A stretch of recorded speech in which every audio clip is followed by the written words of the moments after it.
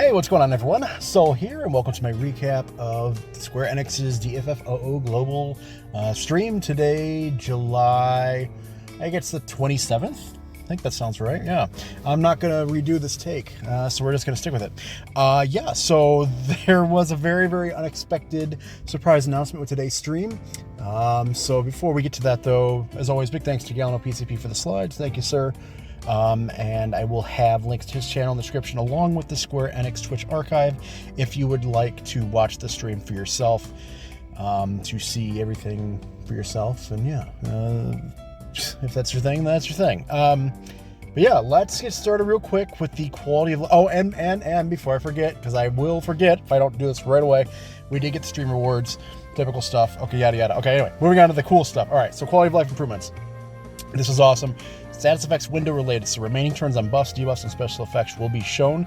Character and enemy HP percent will be shown as well. So as you can see here in this Warrior of Light, this example here, it shows the descriptions of the buffs, what's happening, and what I really appreciate, it's a very small touch, but it actually shows your party members' percent of HP remaining, which is very relevant if you're running a summon like, for example, Diablos, where if you drop beneath a certain percentile, then a blessing kicks in. So sometimes it's really hard to tell if you're in the correct threshold for the blessing to be active. So now we have a way to tell, you know, beyond a shadow of a doubt. So that's great. And then being able to see the percent of enemies now as well. Well, we've been able to do that, but that's always been universally helpful. Battle settings related for party member status effects windows, hide passes toggle added to allow only buffs, debuffs, special effects, and sphere effects. For battle log, buffs, debuffs only change to hide passives, now includes sphere effects. So yeah, the name's changed. All right, so that's the quality of life. So they teased a surprise that you definitely didn't want to miss, and so everyone was speculating it was going to be a global first LD. You know, the pool for characters that we could potentially be getting one of these global first LDs is shrinking rapidly in JP. You know, they're going at a feverish pace, and so we kind of were speculating, you know, oh, this might be like the last global first LD we see. You know, who knows? Well, turns out that no, it was a bit more than that. So apparently, Josh said on the stream that when he said there would be no global first character, he just meant it as there would be no global first character for 3rd anniversary. He didn't intend it to be no global first characters, period, which is how everyone interpreted it. And so he, you know, cheeky man, he just kind of ran with it and never clarified until today. So global will still be getting global first characters, which is kind of, that's very exciting. You know, there's, gosh, the list of characters goes on and on who fans are clamoring for. But yeah, so they unveiled a new global first character, and that character is none other than, drum roll please, Final Fantasy 15's Core Leonis.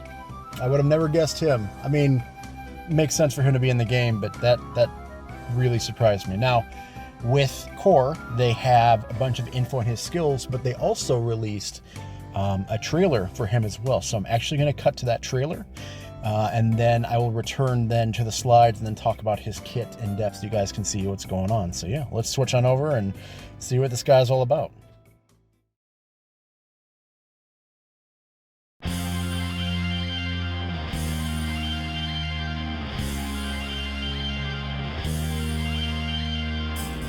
So.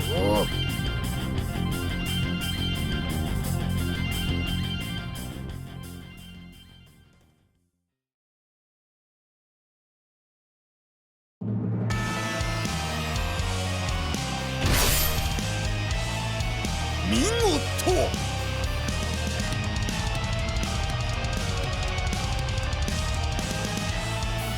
感謝する。え？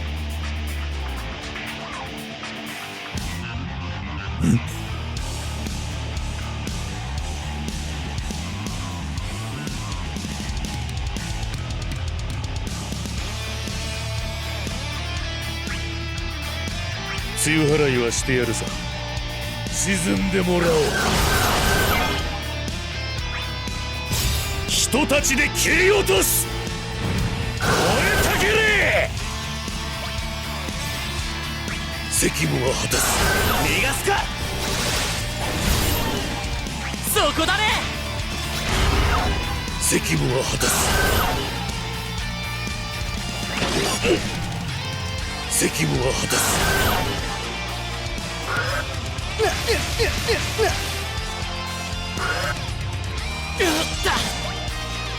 責務は果たす。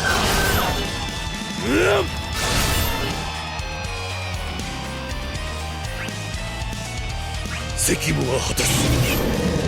梅雨払いはしてやるさ。少しばかり揉んでやる。責務は果たす。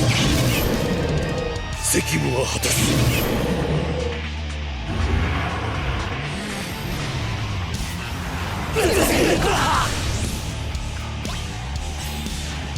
責務は果たす。魂ごと砕け。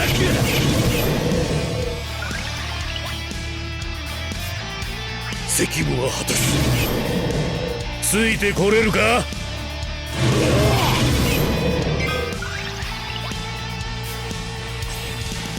責務は果たす。魂ごと砕け。責務は果たす。責務は果たす。いや釣りはと上々だ。よくやった。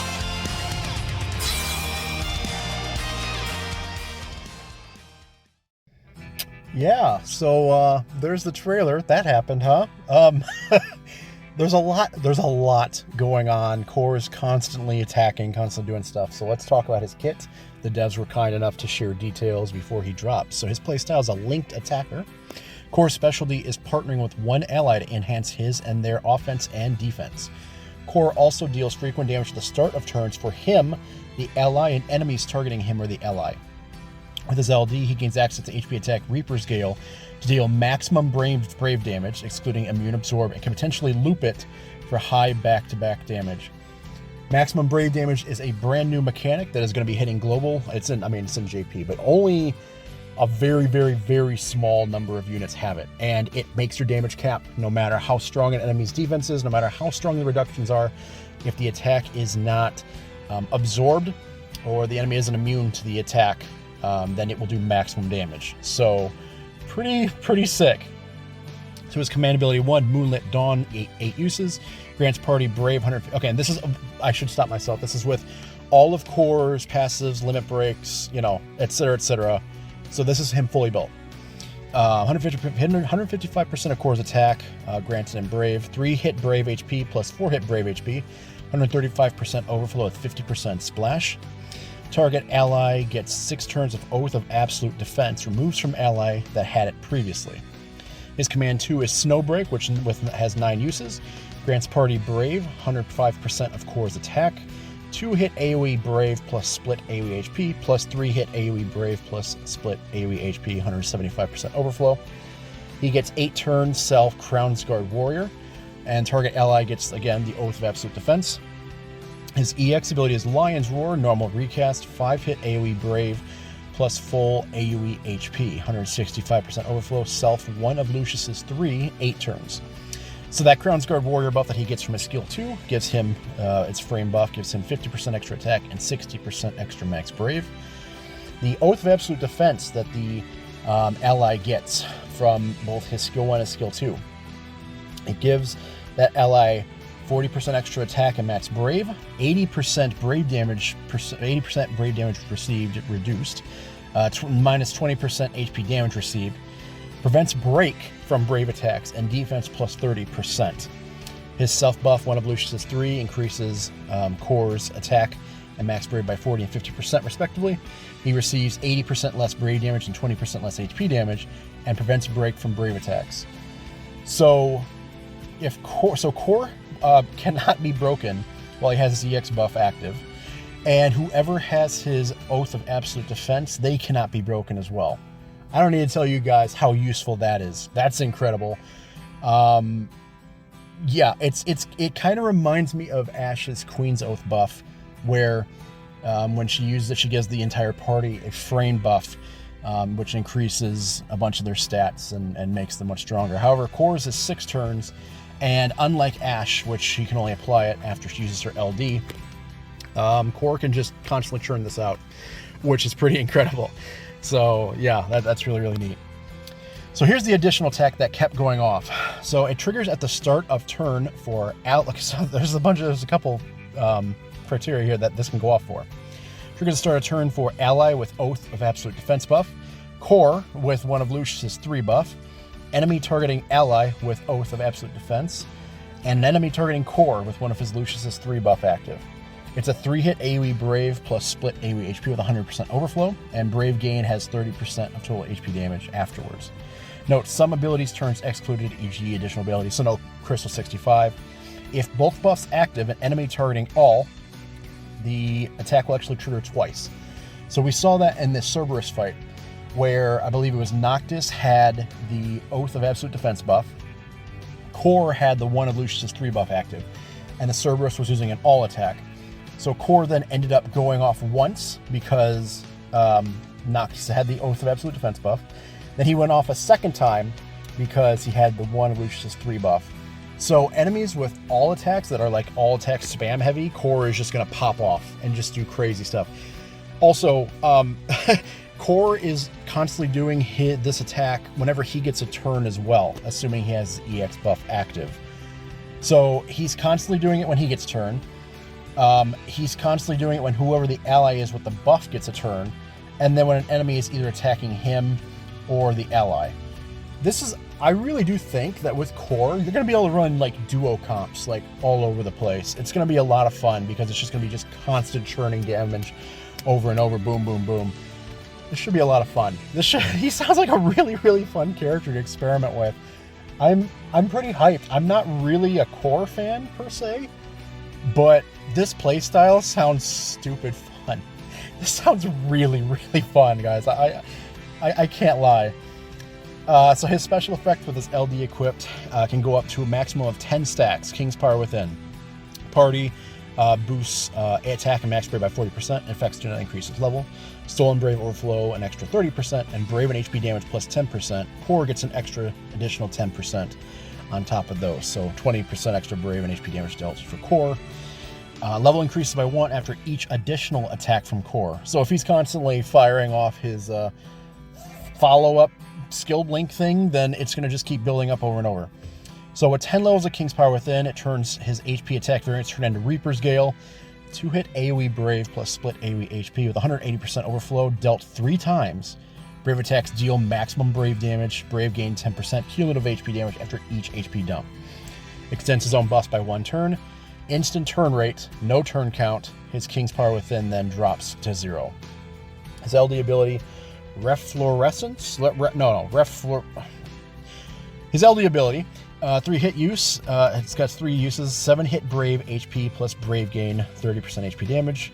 And then 5-hit AoE Brave split AoE HP with 210% overflow. Instant turn rate, which is amazing, and gives him 10 stacks immediately of the King's Power Within buff. Or overhead, I guess. So using his LD immediately lets him use his Reaper's Gale afterwards, which is terrific. It sounds like this overhead will not fall off. I don't think there's a timer for this. So it's like Balthier's overhead, where once it's there, like as long as you have the weapon passive equipped, it'll be there forever, unless he dies. So those overheads are always good, always useful, universally useful, because again, they cannot be dispelled, they can't fall off. Literally the only way it's going to fall off is if you die. So that's pretty sweet. So Core is going to be dropping, actually at the time of recording, tomorrow night for me. First multi-draw free, Leo's Burst will be featured too. Core enhancement chocobo panel missions, so that's awesome. He's also going to have a costume where he looks old and gruff. He looks even gruffer now, which is pretty cool. But I personally like his default costume much more. That default costume looks sharp. Oh yeah, there's other stuff happening this month too, did you know? So, starting August 2nd, World of Illusion's Divine Brothers. New LDM burst for Cloud of Darkness. You guys know the deal. More points with a Mog Pass. Divine Boost event until August 16th. Earn more illusion points using these featured characters.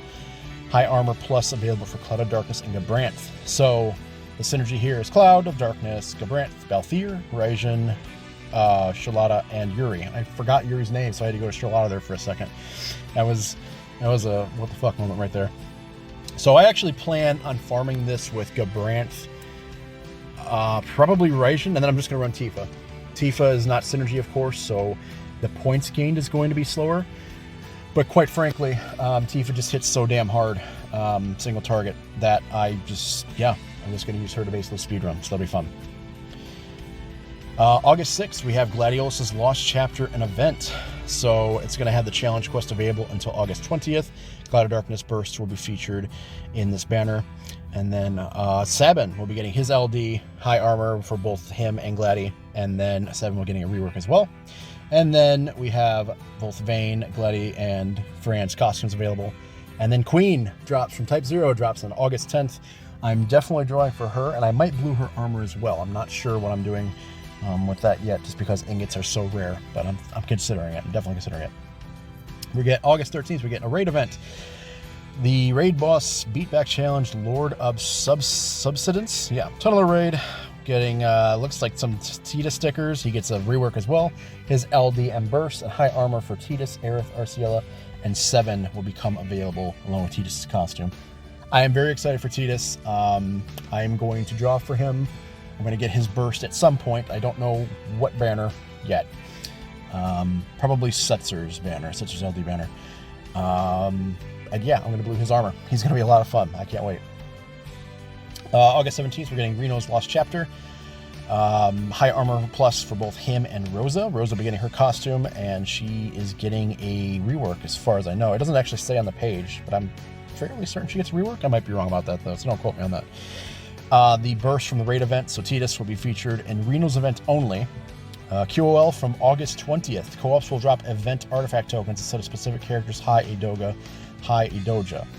So that's neat. And then starting August 20th until September 3rd, Equinox Aurora event co-op features 3 Perfectum Lufenium quests, which is interesting. So we're going to have 3 Lufenias where they're going to be locking your characters out. Equinox Challenge Campaign, free first multi-draw, Chocobo panel missions, Cycle Quest rewards ×2, and Carbuncle treasures with Magic Pot. So the usual boosts, aside from the, artifacts, double artifacts, because of course not. That's never a thing and never was. We're all just imagining it. August 25th, we're getting a Boss Rush quest. There we go. Oh my god, Boss Rush quest. The Forbidden Mesa. Burst from raid event will be featured here in the Boss Rush. High Armor Plus available for Leon and Jack. And then August 30th to September 13th, we're getting the Umbral Equinox. Features 3 Perfectum Lufenia quests, free first multi-draws, Chocobo panel missions, blah, blah, blah, etc. I feel like I just repeated myself there. But no, it's apparently a different event. So that's cool. But yeah, that's all the slides, guys. So yeah, there is a lot to take in this month. Let me know what you guys think. This is pretty hype. No one was expecting Core, obviously. And yeah, I'm excited. He looks like a lot of fun to play. Looking forward to experimenting with him and figuring out how he plays. It's going to be a lot of fun, I think. But yeah, Queen is also a must pull for me along with Titus. And then next month, after this month, in September, it's going to be Yuna with her LD and her burst. And oh, I can't wait. Her rework, it's going to be so glorious. She's an instant blue armor for me. Oh, I'm so excited. But I'm getting ahead of myself. We still have August to get through, and I'm hyped. Let me know how hyped you guys are down below. Thank you guys again for watching, as always. Thank you to Gallon for the slides. And yeah, check the description below for links and all that stuff, guys. So yeah, take care, everyone. Thank you for watching, as always. I'll see you guys here very soon. See you later.